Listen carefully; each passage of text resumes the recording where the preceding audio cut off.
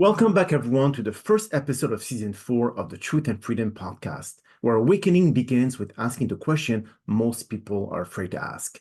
I'm your host, Dr. Dan Amzalag, and this is not just another podcast. This is a journey into awareness, courage, and truth.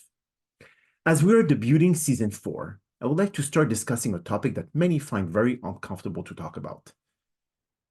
As many people shy away from dealing with truth, but are not willing to admit it, they seem to settle with a hybrid version of what truth means to them. What I'm saying appears to be confusing, but listen closely and more intently. So if your ears are held close to the speaker, it means you already know or probably seeking a better understanding to what I'm trying to share with all of you. You know that truth isn't popular because it isn't comfortable, and comfort is what the world is selling right now. Not truth, but more about relief. Not clarity, but more validation. Not freedom, but more permission to say exactly the same while calling it growth. And the fact that you're here tells me that you felt the difference. You feel that quiet tension when something sounds good but doesn't feel real, when words soothe you but don't move you, and when advice lands gently but leaves your life unchanged. Now, most people don't reject truth because they're ignorant.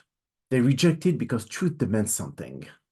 It asks you to look at your patterns instead of your excuses, your choices instead of your circumstances, your silence instead of your suffering. Comfort that sounds like truth removes that demand. It tells you you're fine, that everything is understandable, that nothing really needs to change right now. And while some understanding is necessary for healing, understanding without responsibility becomes a beautifully packaged form of stagnation. So you've probably noticed this already. How easy is it to mistake insight for transformation? How easy it is to collect language about healing, awareness, and growth while continuing the same behavior, the same relationship, the same avoidance. Comfort gives you relief in the moment. Truth gives you alignment over time. And alignment doesn't always feel good at first. Sometimes it feels like loss. Sometimes it feels like confusion. Sometimes it feels like standing alone in a room where you can no longer unsee what you now understand. So that's why truth often feels threatening. It destabilizes identities built on coping instead of consciousness. It exposes where you've been adapting instead of choosing, performing instead of living, surviving instead of becoming. Comfort protects those identities. Truth dissolves them. And the solution feels like danger to a nervous system that learns safety through familiarity, even when that familiarity was painful. What makes this space different, what makes truth and freedom necessary, is that we don't pretend truth is gentle. We don't dress it up to make it easier to swallow. But we also don't weaponize it. Truth isn't about harshness, it's about precision. It's about removing the noise so you can hear yourself clearly again. Freedom begins when you stop negotiating with reality and start meeting it honestly. Most people want truth as long as it doesn't cost them anything, as long as it doesn't challenge their relationship, their self-image, or their role in their own pain. The moment truth asks for accountability, it becomes too much, too confronting, too intense, too real. But if you're listening to this podcast, you already know that avoiding truth doesn't protect you. It delays you. And delay has a cost. It shows up as resentment, as burnout, as repeating the same emotional cycles of different people and different settings, wondering why nothing ever really changes. Truth doesn't promise comfort. It promises coherence. It brings your inner world and your outer life into alignment. And that alignment creates a grounded strength that no amount of validation can replace. You stop needing permission.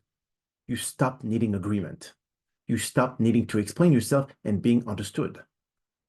You start trusting yourself, and self-trust is where freedom actually lives. This is why engaged listeners like you don't just consume content. You integrate it. You sit with it. You notice what it activates. You let it challenge you instead of immediately defending against it. That's not passive listening. That's participation. And participation is what turns truth from an idea into a lived experience. There will be moments when this work feels isolating. When you realize you can't go back to the comfort of half-truth, even when others around you seem content there. That's not arrogance, that's awareness. And awareness changes the rules. So once you see clearly, pretending becomes exhausting. You start craving honesty over harmony, alignment over approval, depth over ease. Not because you want conflict, but because you can no longer tolerate inner contradiction. This podcast exists to support that stage of growth. Not to give you answers, but to remind you that discomfort is not a sign of failing. It's often a sign you're shedding something that no longer fits. Comfort keeps you recognizable. Truth makes you real. And real may cost you familiarity, but it gives you freedom in return. So if you ever feel the pull to go back to what's easier, softer, more agreeable, take a pause. Ask yourself whether it's truth you're resisting or the responsibility that comes with it. Because the truth has never been your enemy. The fear of what is asked from you has been. Stay here. Stay curious. Stay willing to be challenged. Not because it makes you better than anyone else, but because it makes you more honest with yourself. And honesty is the only ground freedom has ever stood on. So I'd like to thank you all for joining me on this episode of The Why of People Seeking a More Hybrid Version of the Truth and Not the Real Truth. So on our next episode, we will follow up with Healing Has Become a Trend, Not a Practice. Consistency is key with everything you do in life and what will potentially guarantee succeed.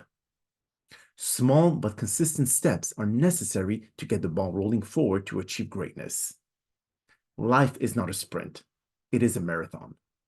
So keep your energy for the long run, as life is more than just a race. It is a practice.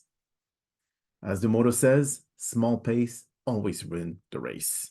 Until then, my friend, stay awake, stay grounded, and stay free.